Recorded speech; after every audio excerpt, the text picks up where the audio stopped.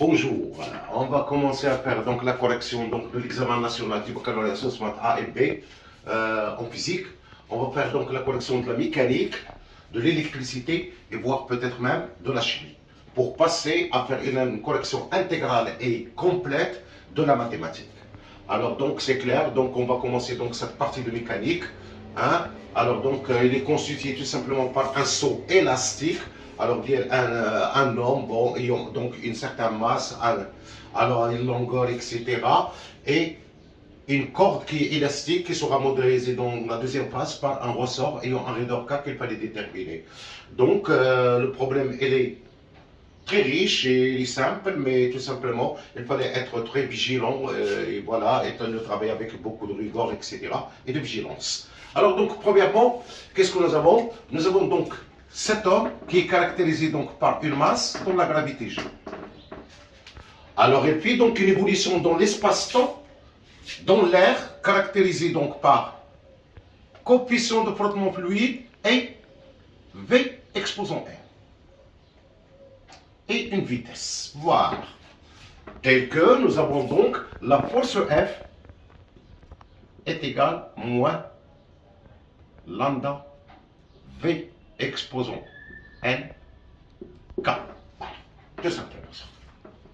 Et nous avons donc P, la deuxième force, est égale M fois la gravité G. Bon, très bien. Nous négligeons donc la poussée d'Archimède. PA, négligeable. Le fil, il n'a pas encore son action sur le bonhomme qui fait donc ce saut élastique. Solution. Alors, premièrement, il fallait déterminer l'équation différentielle de mouvement. Alors donc, appliquons donc le théorème. Donc le référentiel terrestre est un référentiel approximativement avec une très bonne approximation galiléenne. On peut faire le théorème de centre d'inertie ici de la deuxième loi de Newton que sigma des forces est égal à m. Bien, le centre de gravité. Donc ce qui fait donc par équivalence. Alors donc nous avons donc P plus F V est égal M à G. Et nous faisons donc la projection dans l'axe OK. Alors donc P, c'est P, moins lambda V exposant N, est égal M. La projection de A, c'est D de V sur D de T, tout simplement, la chute elle est verticale. Voilà, très bien.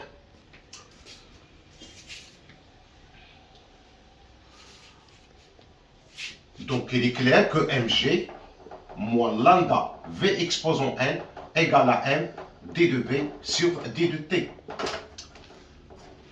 Clair et net que nous avons donc ici, G est égal donc l'équation donc D de V sur D de T plus lambda sur M V exposant N, c'est l'équation différentielle. Donc c'est une équation différentielle un peu complexe, alors donc, mais tout simplement avec un second membre. Ce second membre, tout simplement, c'est la gravité G, tout simplement qu'on considère ici comme constante. Voilà, c'est-à-dire avec un second membre qui est constant. Très bien.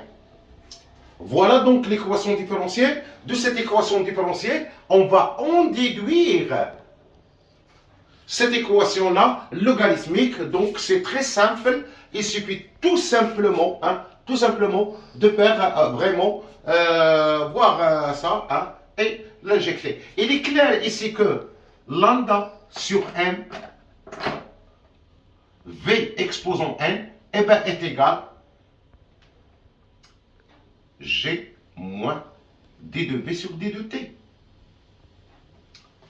Différentiel de V sur la différentielle de T. Alors donc, ce qui fait pour accéder à une telle formule, je vais faire donc V exposant N est égal à M sur lambda, facteur donc de G moins D de V sur D de T. Voilà.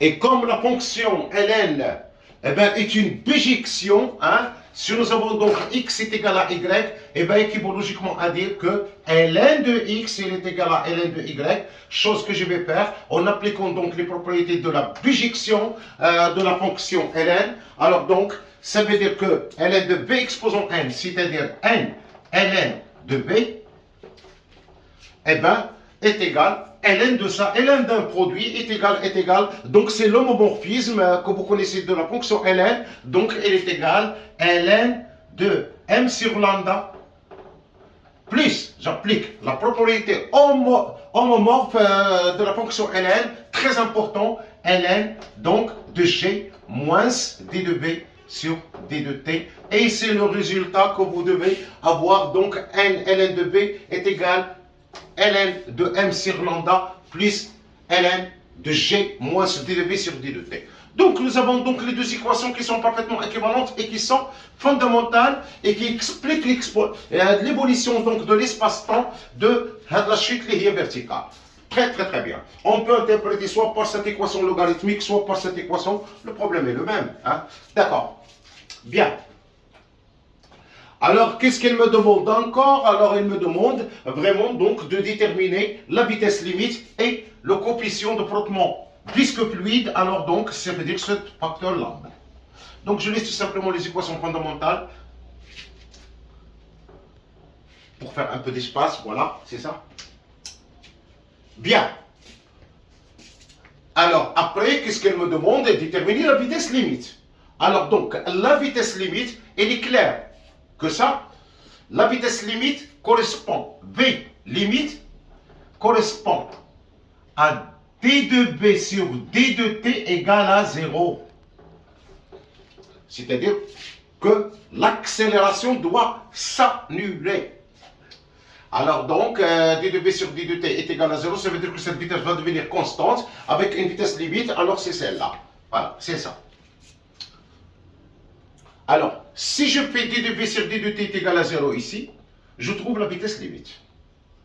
Alors donc, il est clair que la vitesse limite exposant n eh ben, est égale m g sur lambda. Voilà, par formule. Et là, dans la courbe, je trouve cette vitesse limite ici. Elle est égale tout simplement à 32,5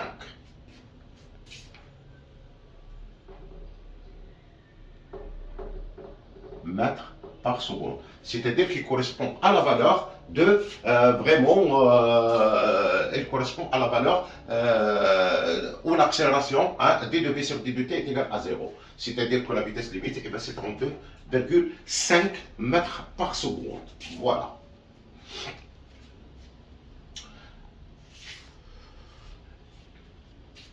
Alors là, il me demande de déterminer cette valeur de n et de montrer que ce n, elle est égal à 2. Alors là,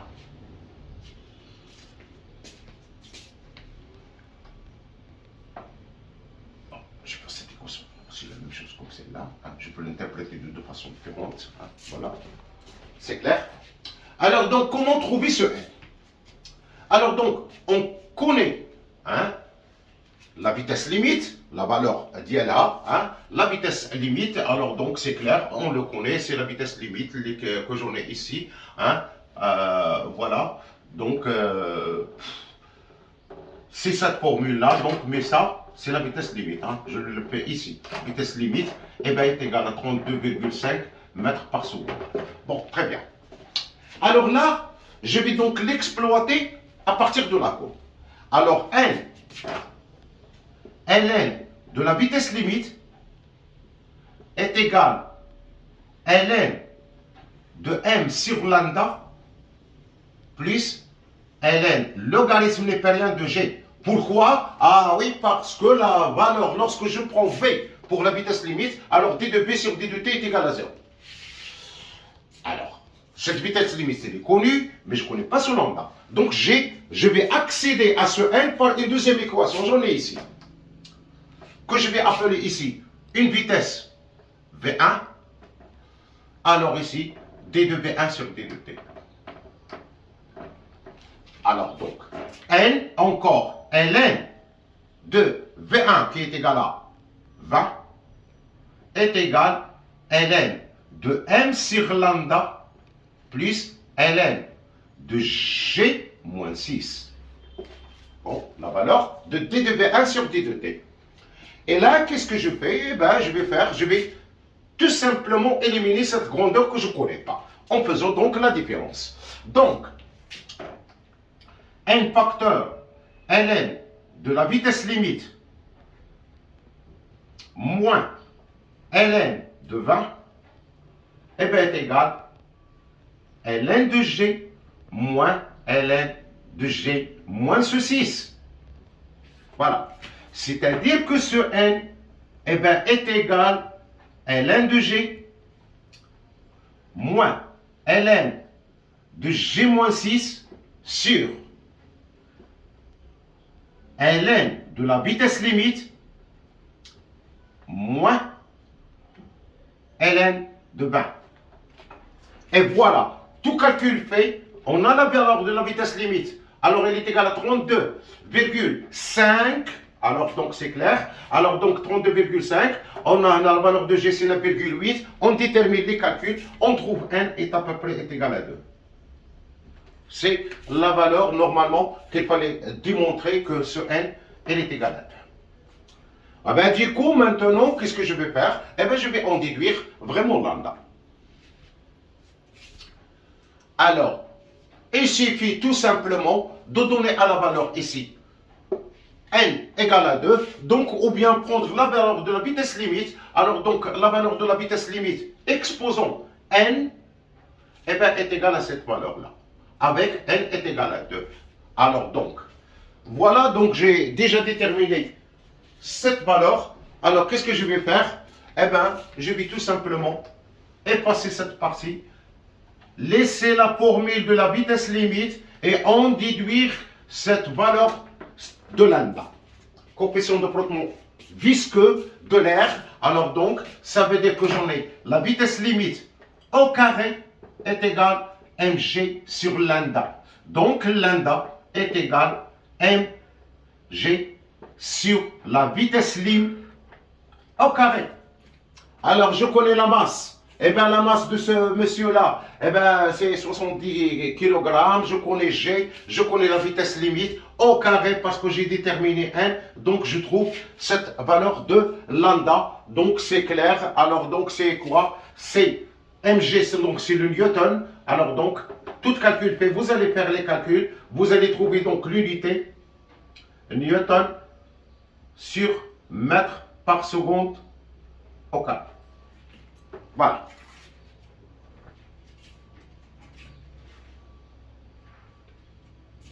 Elle reste donc la dernière question, hein.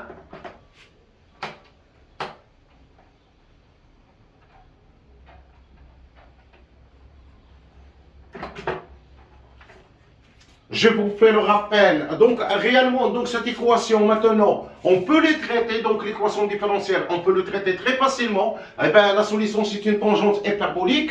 Alors, donc, c'est clair, on peut le traiter, aucun problème. Mais l'exercice voudrait procéder par des calculs, donc, itératifs, par le calcul de pas. On remarque, ici, c'est la méthode de Euler.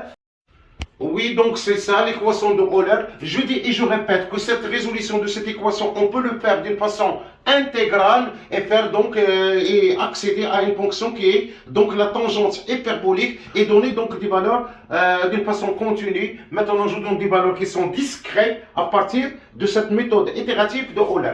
Nous avons donc un delta t qui est égal à 0,2 secondes tout simplement, ça veut dire 0,2, 0,4, 0,6 et ainsi de suite. Alors donc, quelle est donc la vitesse V2? Alors donc la vitesse V2, alors donc c'est l'accélération ici que j'en ai à l'instant 0,2 fois delta t 0,2 plus la vitesse que j'en ai à l'instant 0,2.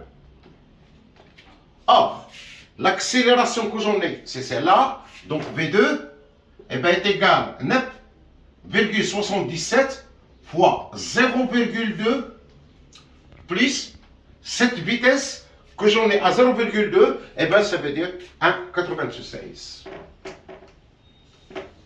Voilà. À l'instant, 0,2, 1,96. Et vous faites les calculs et vous avez V2. Voilà. Alors, dès que je connais V2, je peux connaître V3. Alors, donc, V3, c'est de la même façon. V3, donc, c'est l'accélération que j'en ai à 0,4 fois 0,2 plus la vitesse V2 que je viens de déterminer. Alors, la vitesse V2, vous allez faire les calculs. Vous avez donc l'accélération à 0,4, et bien, je l'ai, c'est 9,67. Alors donc, V3 eh ben, est égal à 9,67 fois 0,2 plus la vitesse V2 déjà calculée. Alors, déterminons donc cette accélération à 3.